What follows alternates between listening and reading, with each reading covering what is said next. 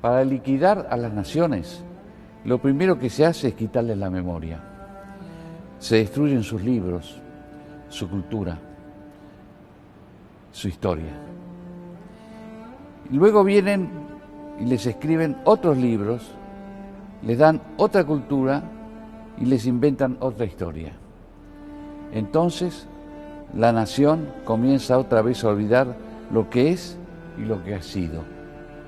Esto lo dice Milian Kundera, un escritor checoslovaco, en su libro Sobre la risa y el olvido.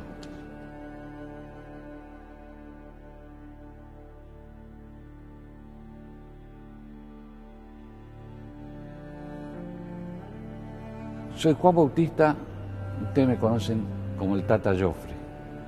Tengo 15 libros escritos sobre lo que vivió mi generación. Más que vivir, sufrió mi generación. Bueno, soy María Fernanda Viola, tengo 54 años, soy tucumana, soy hija de María Cristina Picón y de Humberto Antonio Viola, militar, que lo asesinaron en el 74. Era un domingo y como todos los domingos íbamos a almorzar a la casa de mis abuelos paternos y teníamos como una rutina. Primero íbamos a misa y después nos íbamos a comer los famosos ravioles de mi abuela Bebebo. Cuando llegamos a la casa de mis abuelos paternos, mi mamá, que cursaba un embarazo de 5 meses, baja a abrir la puerta del portón para que entrara el auto de mi papá y bueno, comenzaron las estampidas, tiros. Mi papá, como estaba María Cristina y yo en el asiento de atrás, baja del auto para resguardarnos y empieza a correr hacia la esquina de calle Ayacucho y San Lorenzo, y ahí lo rematan de un tiro en la espalda. Cuando lo matan a mi papá, que lo matan en el 74, era gobierno constitucional. O sea, no tiene nada que ver con el 76, porque mi papá lo matan en el 74. Todo era un griterío, caos. Salen mis abuelos, se van a fijar en el auto, en nosotras. Bueno, Cristina estaba muerta. Mi mamá me solía decir que tenía éramos coloraditas las dos, y cuenta que cuando le corren el pelo que tenía en la cara, tenía la cabeza destrozada. Y yo me había hecho pis, pero estaba viva. Por ahí hablan mucho de los derechos humanos y yo digo, los derechos humanos de mi hermana, que tenía 3 años, ¿a dónde están? Yo tenía 5. ¿A dónde están esos derechos humanos?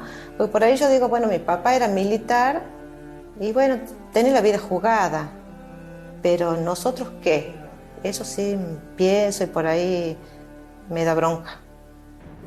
Un día me vienen a secuestrar y voy yo con un compañero mío que después desapareció, Néstor San Martino.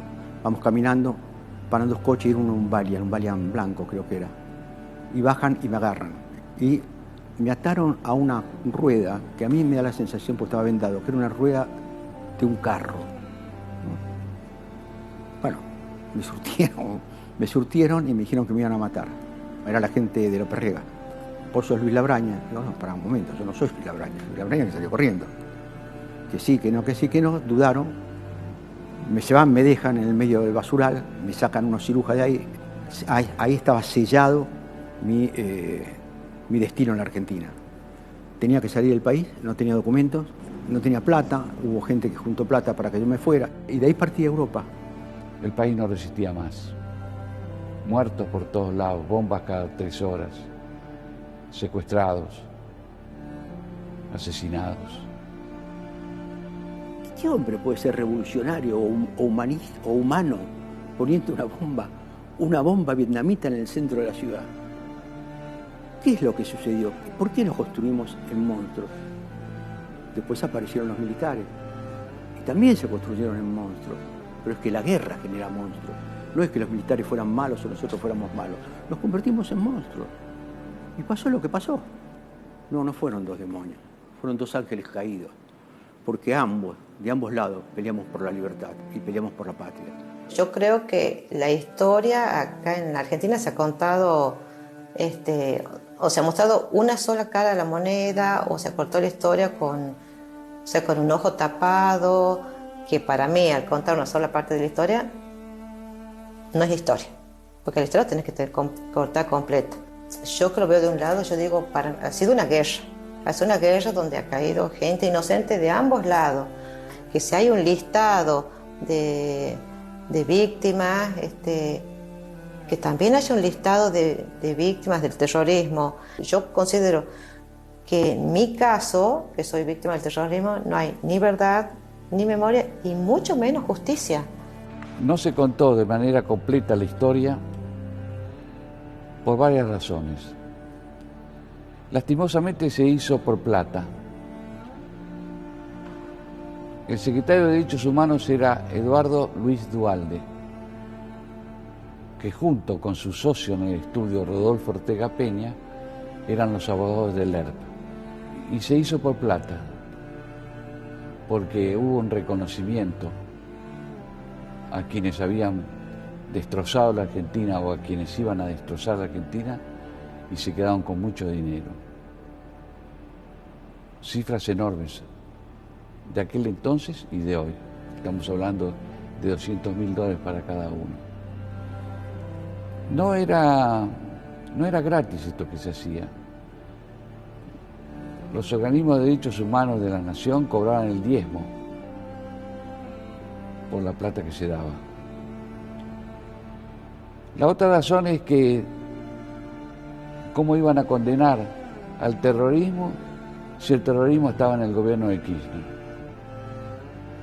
Porque hay que acordarse quién fue el presidente que terminó abajo con todo, con el indulto del presidente Menem, con el punto final y la obediencia de vida que había aceptado Raúl Alfonsín años antes.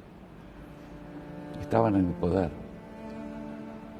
No solamente sus guerrilleros, los terroristas que habían tomado las armas en aquel entonces, sino también sus ideólogos. Fue un gran negocio el de los desaparecidos. Pero el número fue gestado en Holanda. Me acuerdo que fuimos a ver a las mujeres del primer ministro y algunas diputadas para pedirle dinero para las madres de Plaza de Mayo, que habían venido porque querían poner un local, una casita, no sé, para reclamar a sus hijos. Y había, no me acuerdo si eran 4.000, 3.800, nunca me acuerdo el número, alrededor de 4.000 personas desaparecidas.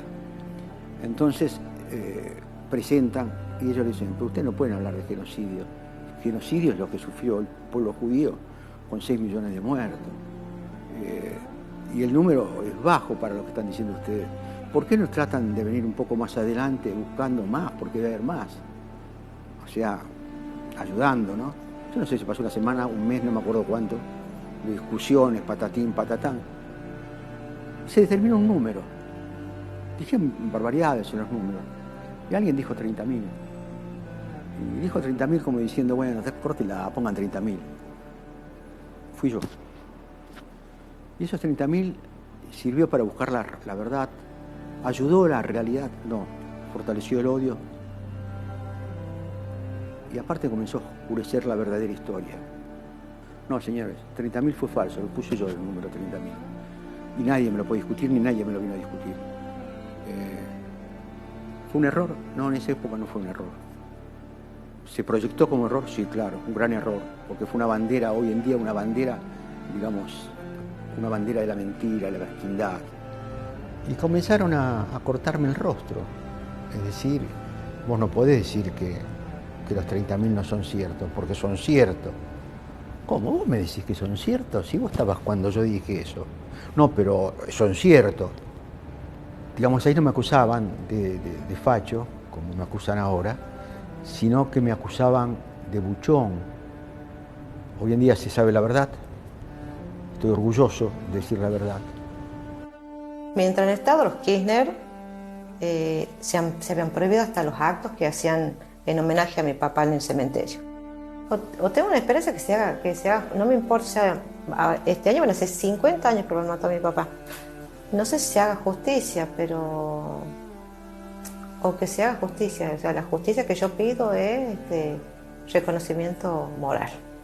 Yo me pregunto, ¿alguien se preguntó por qué una juventud culta, de clases medias, instruida y formada por un pensamiento cultural europeo, hijos o nietos de inmigrantes que hicieron la Argentina, por qué esa juventud se alza en armas y choca contra un muro y queda destruida?